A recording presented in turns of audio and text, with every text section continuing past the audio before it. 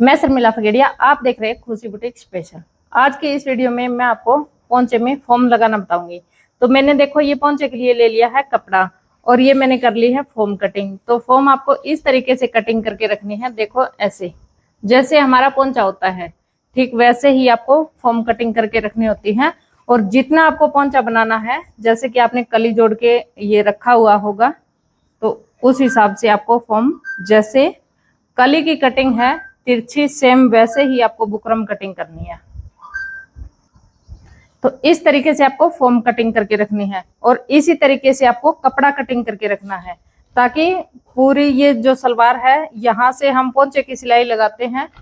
तो जैसे कि हम पोंचा पोंचा बनाने के बाद जब बंद करने की सिलाई लगाते हैं, तो फोम कई बार क्या होता है कि यहाँ पे कम रह जाती है।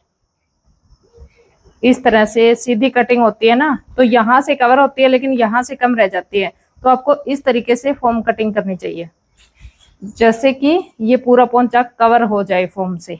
ऐसे एक्स्ट्रा हो तो बाद में काट देंगे, लेकिन कम नहीं रहनी चाहिए। और इससे पहले आपको ये कपड़ा भी इसी तरीके से कटिंग करके रखना है। देखो मैंने लगाए 2-3 इसमें जोड़, ये कम रह गया था। तो अब देखो मैंने ये कपड़ा भी ऐसे ही कटिंग किया है जैसे सलवार की कटिंग है, इस तरह से। अब यहाँ पे लगानी है आपको सिलाई, और सिलाई लगाने से पहले मैं आपको कली जोड़ना बताती हूँ। देखो कली इस तरह से बिल्कुल बराबर जुड़ी हुई होनी चाहिए। कई बार क्या होता है कि एक कली गोड्डे के नीचे चली जाती है और एक ऊपर चली जाती है, तो इसमें भी आपकी सलवार में गड़बड़ हो जाएगी। तो आपको कली बिल्कुल बराबर रखनी है। और अगर आपको कली जोड़ने में इस तरह से दिक्कत आ रही है, तो आप क्या करेंगे कि कली नीचे से जोड़ना स्टार्ट करेंगे। पहले आप कली को ऐसे नाप लीजिए कि गोड्डे के साथ में ये कवर हो रही है कि नहीं। देखो ये इतनी छोटी है तो इसको ऊपर जोड़ना है, यहाँ से जोड़ना स्टार्ट कीजिए। जो भी तिरछा निकलेगा वो ऊपर निकल जाएगा, वो प्लेटों में आ जाएगा। तो कली आपको इस तरह से जोड़ के रखनी है। अब हम इसमें जोड़ेंगे ये वाला कपड़ा। फोम लगाने के लिए पहले आपको इस तरह से कपड़ा लगाना है। यहाँ पे सिलाई लगानी है आधा इंच, एक पैर की, जितनी भी आप लगाना चाहे। कपड़ा जितना भी आपने एक्स्ट्रा ले रखा है आप दबा सकते हैं।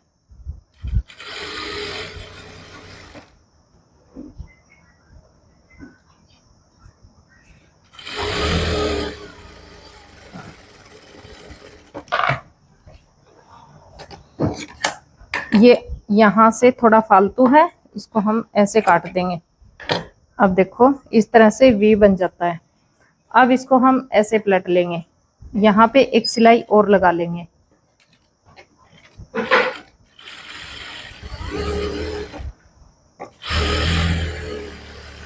अब ये सिलाई लगाते टाइम आपको ये कपड़ा है ये नीचे की साइड ही रखना है। ये देखो कपड़ा नीचे की साइड रखा हुआ है, जो हमने अलग से कपड़ा जोड़ा है इसकी साइड रखा है नीचे। इस तरह से आपको कपड़ा जोड़ के अब आपको लेनी है फोम। इस तरह से फोम लेनी है। और ये जो आपको सिलाई दिख रही है यहाँ पे हमने जोड़ लगाया है, इस जोड़ से थोड़ा सा आगे होनी चाहिए ये बुकरम। ऐसे मतलब ये जोड़ हमारा कवर हो जाना चाहिए। तो इस तरीके से आपको ये बुकरम नीचे रखनी है, इस तरह से ऐसे, और इसके ऊपर एक सिलाई लगानी है। अब यहाँ से आपको कैसे पता चलेगा कि बुकरम कहाँ पे है और ये सिलाई हमें दिख रही है तो बुकरम आगे है या पीछे है। तो आपको ऐसे देखना है, ऐसे ये सिलाई से मिला के, सिलाई ये बिल्कुल इसके ऊपर होनी चाहिए, तो ये अच्छे से कवर हो जाएगी सिलाई। और ऐसे हाथ लगाने से भी पता चल रहा है कि बुकरम कहाँ पे है। और ये सिलाई इस तरह से लगा लीजिए।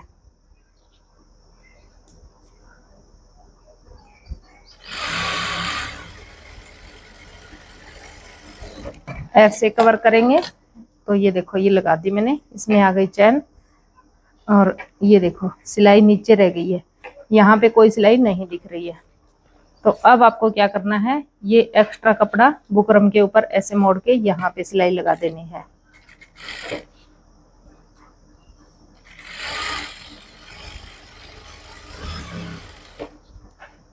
इस तरह से बुकरम को पूरा कवर कर देना है, कहीं से बुकरम आपकी दिखनी नहीं चाहिए, ऐसे। अब इसको हम यहाँ से मोड़ेंगे पोंचे को, तो ये देखो सिलाई नीचे की साइड मुड़ गई है। अब यहाँ पे आप इस तरह से एक सिलाई इस किनारे पे लगा लीजिए। अब आपको यहाँ पे कैसे पता चलेगा कि बुकरम कहाँ पे है, तो यहाँ से पूरा ऐसे कवर करना है और यहाँ पे हाथ के इशारे से पता चल रहा है कि ये बुकरम कहाँ पे है। अगर आप सीख रहे हैं, आपको नहीं पता चल रहा है, तो आप इस तरीके से देख सकते हैं कि कहाँ पे सिलाई लगानी है और इसके बिल्कुल किनारे पे ये सिलाई कवर कर लेनी है। अब आप इस सिलाई को यहाँ तक कंप्लीट कर लीजिए, बिल्कुल बुकरम के किनारे किनारे पे ऐसे। अब एक इस किनारे पे लगा लेंगे सिलाई।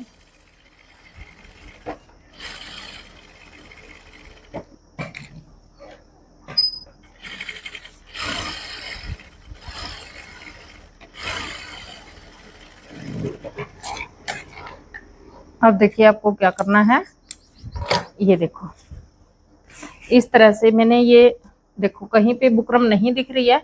अब क्या करना है, यहाँ पे जो कली जोड़ी हुई है इसको पोंचे को ऐसे मोड़ेंगे इस तरह से।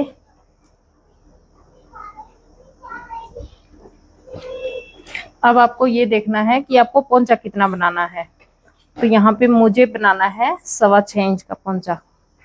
ये सही निशान लिया मैंने, 6.25 इंच पे पोंचा बनाना है, तो यहाँ पे 6.25 इंच और यहाँ पे 7 इंच, बस इतना ही तिरछा करना है। और यहाँ पे मार्जिन लेके बाकी का ये जो एक्स्ट्रा कपड़ा या ये धागे वगैरह दिख रहे हैं इसको फिनिशिंग कर देंगे इस तरह से।